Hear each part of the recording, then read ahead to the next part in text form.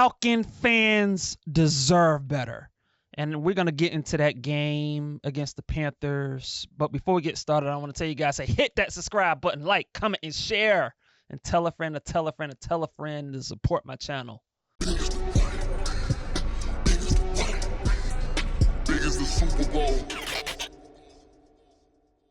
And yes, the Atlanta Falcons lost another game yet again to the Carolina Panthers, this time in overtime, 30-27.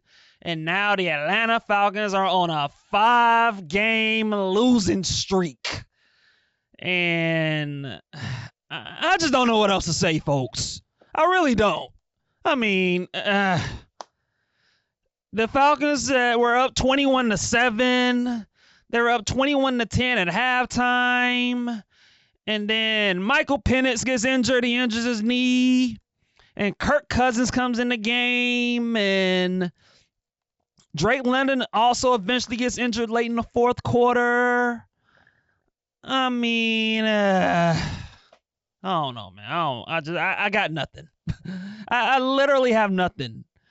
And even equally more frustrating about this game against the against the Carolina Panthers, from an Atlanta Falcons fan perspective, it's the fact that the Falcons defense, which was actually for the most part pretty good to competent, they made Bryce Young again look like prime Drew Brees.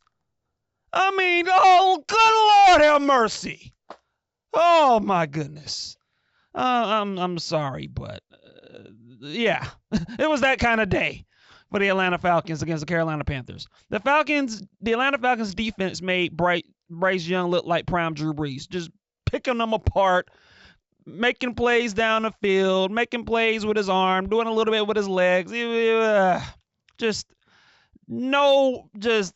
Falcons did sack him 5 times, and yet it kind of didn't matter because Bryce Young was still able to make plays on the Falcons defense. And the Falcons their secondary is kind of decimated a little bit. And so you got this number 34 in the secondary, and Bryce Young was targeting him for most of the day.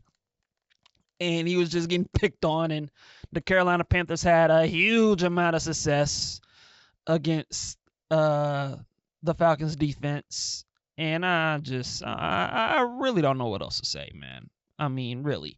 To me, the game, I felt like started to get a little bit when the moment where I realized that the Atlanta Falcons might be in some trouble, believe it or not, is when the Atlanta Falcons, it was 25 seconds left at halftime. I mean, left in the second quarter. The Falcons were up 21-10. The Panthers scored a field goal.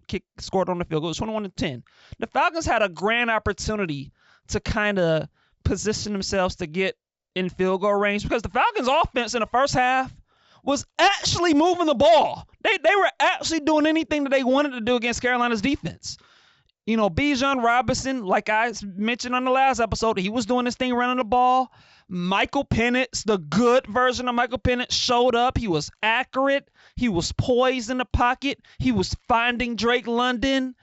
Even a little bit finding Darnell Mooney. He was in rhythm. And the Falcons offense was just flowing. And the Falcons had the ball at 25 seconds left at halftime. I'm like, man, we can complete a couple of passes, man. We can increase this lead a little bit and make this 24-10. And yet, in typical Raheem Morris fashion, the Falcons ran the ball 2 times, and they wanted to go in at halftime, 21-10, instead of increasing the lead, being a little more aggressive, making it 24-10. Despite the fact that Carolina was going to get the ball right back out at halftime. And the Falcons just went all conservative mode. And right on cue, after I was so mad at that the fact that the Falcons, that Zach Robinson and Raheem Morris didn't want the Falcons to be aggressive. And right on cue after halftime, Carolina came right back and they scored on their opening drive. Now they missed the 2-point conversion, but they scored on their opening drive to make it 21-16. And then on the next possession, the Falcons special teams, the returner fumbled the ball, muffed the kickoff, and Carolina got it right back, and they scored again. And the game was kind of close after that. And so it was that kind of day for the Atlanta Falcons. And then, like I said, Michael Penix ends up getting injured. Kirk Cousins comes in, and right on cue, Kirk Cousins looks like he plays like Kirk Cousins. He's just washed up, can't move, can't complete a pass, just looking like an absolute shell of himself. And it's just a reminder that the Atlanta Falcons actually gave this dude $100 million guaranteed. I mean, good Lord have mercy. That decision is going well. Well, whoop-de-doo.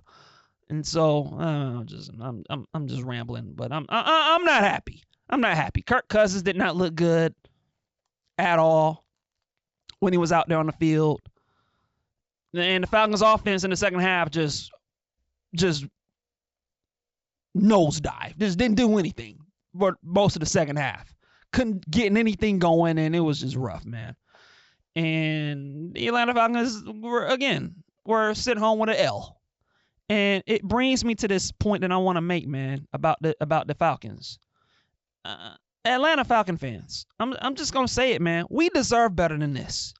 Atlanta Falcon fans, and I'm speaking for us, we Atlanta Falcon fans deserve so much better, so much more than what the Atlanta Falcons have given us, not just this season, but over the past, 13, 12 years.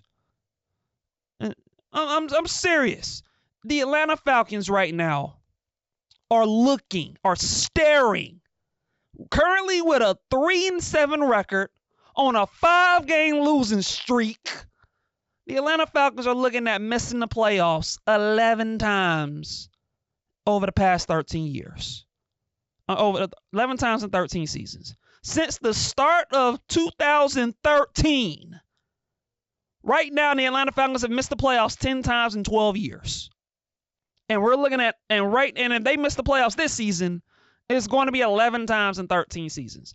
That, ladies and gentlemen, is an absolute atrocity that the Falcons are going to miss the playoffs in all likelihood 11 times in 13 seasons. I mean, I'm speaking for myself on this, but why in the world am I still a fan of this team?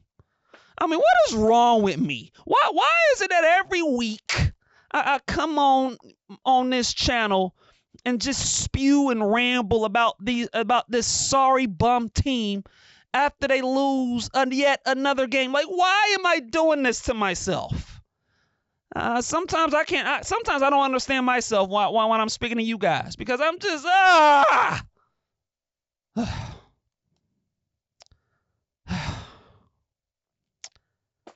man. The Atlanta Falcons, man. They wear me out. They wear me out. They really do, man. This team, it bears repeating, and it bears repeating. The Atlanta Falcons, instead of their slogan being "Rise Up," their slogan should be "Eat, Sleep, Breathe, Losing." The Atlanta Falcons, eat, sleep, breathe, losing. Eat, sleep, breathe, losing. Eat, sleep, breathe, losing. Eat, sleep, breathe, losing. Eat, sleep, breathe, losing. Eat, sleep, breathe, losing. Oh, my God. That's what the Atlanta Falcons do. Constantly. They've done it since 2013. Eat, sleep, breathe, losing. 10 out of the past 12 years, the Falcons have missed the playoffs.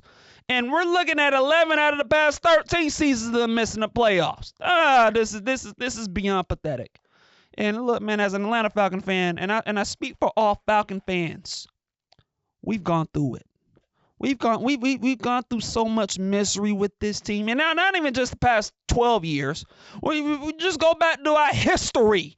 I remember back in 1998 when the Falcons went to the Super Bowl and Eugene Robinson, the Pro Bowl safety, was soliciting a prostitute. I remember that.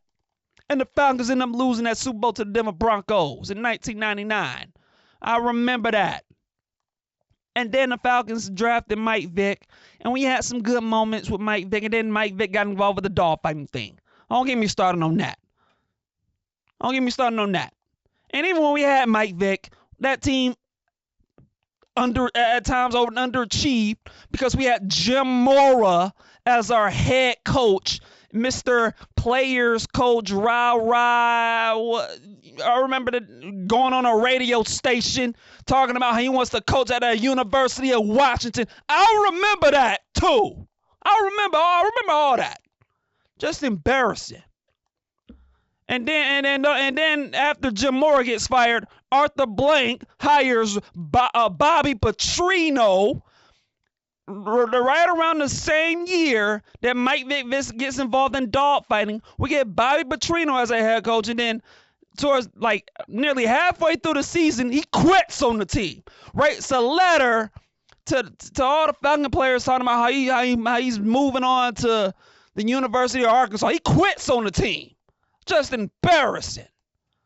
Like I said, man, I've been through a lot, man, as a Falcon fan. We deserve this. We deserve so much better than what the Falcons have given us. This is embarrassing, man. It's embarrassing. And then we had Mike Smith, and I look, man, I've said this repeatedly.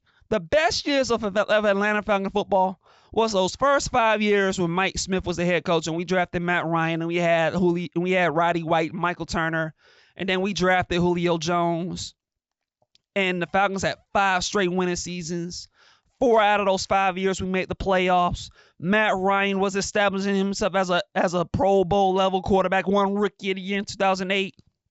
Roddy White was that dude. We drafted Julio Jones, traded up. Dre gave up all those picks when many people questioned the Falcons making that decision. Turned out that decision worked out very well for the Falcons, getting Julio Jones, who, in my opinion, I still say, contrary to popular belief, I think Julio Jones is the greatest Atlanta Falcon ever. I think Julio Jones is the greatest Atlanta Falcon player ever. And so you make that move, 5 straight winning seasons, right? And then you have a couple of down seasons, and then we got right back up, and then the Falcons went to the at the 11-5 year, 2016. One of the best offenses ever, led by Matt Ryan and Julio Jones. We go to the Super Bowl. Great year, and then the Super Bowl happened, and oh my God. Yeah, we went to the Super Bowl. We were up 28-3 against the New England Patriots and Tom Brady, and we let it slip away. We lost that game. We blew that lead. We didn't run the ball with Kyle Shanahan. Devontae Freeman misses that block. He misses that block. Matt Ryan gets sacked and fumbles the ball. And we didn't run the ball. And we just run the ball. We could have kicked the field goal, and we could have closed that game out. And we lose that game. And ever since that Super Bowl, that I still have not gotten over, 8 years later,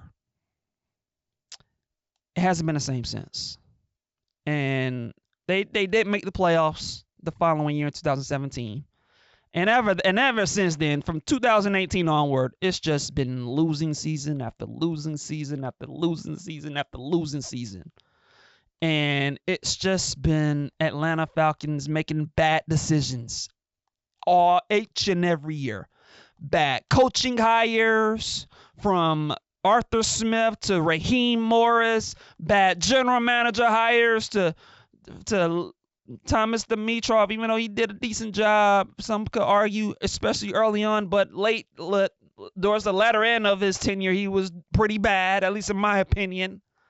Some people might have some differences with Thomas Dimitrov. I thought he was below average as a general manager. That's just me. Even though he got us Matt Ryan and Julio. I got it. But the guy couldn't draft a defensive lineman or an offensive lineman to save his life. And so he gets gone. He gets fired. We bring in Terry Fontenot. And Terry Fontenot, in my eyes, just hasn't done a darn thing with this team. I'm sorry. Drafted Kyle Pitts. Kyle Pitts has been a disappointment. Even despite the flashes that he's brought us, he's been disappointing, to be kind. Signing Kirk Cousins. And at this rate, with Michael Penix, I don't even know what to make of Michael Penix. To me, he's a big TBD. Even I will say he played well. Yes, he played before he got injured. He played well. But again, he's been up and down. He's been inconsistent, and he got injured. And this is the concerning part with Michael Penix. This is now the second time he's injured his knee. And the thing with Michael Penix is, and one of the big reasons why he was such a controversial pick or a polarizing pick, is he was injury prone. And he's been injured 2 times already. Go figure. And so, we deserve better than this, man. Terry Fontenot's been the general manager of the Atlanta Falcons. No playoff appearances, no winning seasons. 7-10, 7-10, 7-10, 8-9. Who knows what the record's going to be this season? And probably it's going to be less than 7-10 or 8-9. It might be 6-11 or 5-12 or something. This is bad, man. This is bad. And yes, I'm just going to go ahead and say it. Raheem Morris, he's got to go. Zach Robinson's got to go. Clean house. The Atlanta Falcons need to clean house. Clean house of everybody. Just clean house. Start over. Just start. I'm over it. I'm over these Falcons, man. I'm over these sorry bum losers. And that's what they are. Sorry bum losers. Like I'm just gonna tell y'all the slogan for this franchise, instead of it being rise up, should be eat, sleep, breathe losing. Because this is what they do. And Atlanta Falcon fans, we deserve better than this. We've supported this team long enough. Too hard. And we have nothing to show for it. They spit in our faces. They disrespect us. They embarrass us each and every year. Each and every year the Atlanta Falcons embarrass us. Every time, every year they do this. I got nothing else to say. There's nothing else to really say at this point. I mean, they're 3-7. Even though the Falcons aren't mathematically eliminated quite yet, it is over, man. This team's going nowhere. The season's over in my eyes, especially if Michael Penix is going to be out, which it seems like he's likely going to be out for a little bit. Drake London's going to be out. And we all know when you look at the offense side of the ball, which has already been struggling, it's really dependent on 2 players. It's really a 2-man offense. It's Drake London and Bijan Robinson. And look, to both of their credits, both of them I thought had productive days. Drake London had 9 catches for 7 catches for 119 yards. Bijan Robinson had 22 carries for 104 yards. So, and 2 touchdowns. And so both of those 2 had productive days, and yet it didn't matter because the Atlanta Falcons did what they always do. Lose. They lost. It's what they do, man. We lose. Losing is in the Atlanta Falcons' DNA. Losers. And Atlanta Falcon fans, we deserve better. We deserve better than this. It's quite sad of what the Atlanta Falcons have turned into. When you look at franchises in the NFL, And you look at bottom feeder franchises that have been so bad for so long, at least throughout my entire lifetime, for my lifetime watching the NFL. You got the Jets, you got the Raiders, you got the Browns, you got the Detroit Lions pre-Dan Campbell, you got the Jaguars, you got the Cardinals, you got the Dolphins. This day and age, you got the New York Giants. Even though the Giants haven't always been a laughing stock. They've been a laughing stock. They've been a laughing stock for the past like 12, 13 years. If you're going to be honest about it.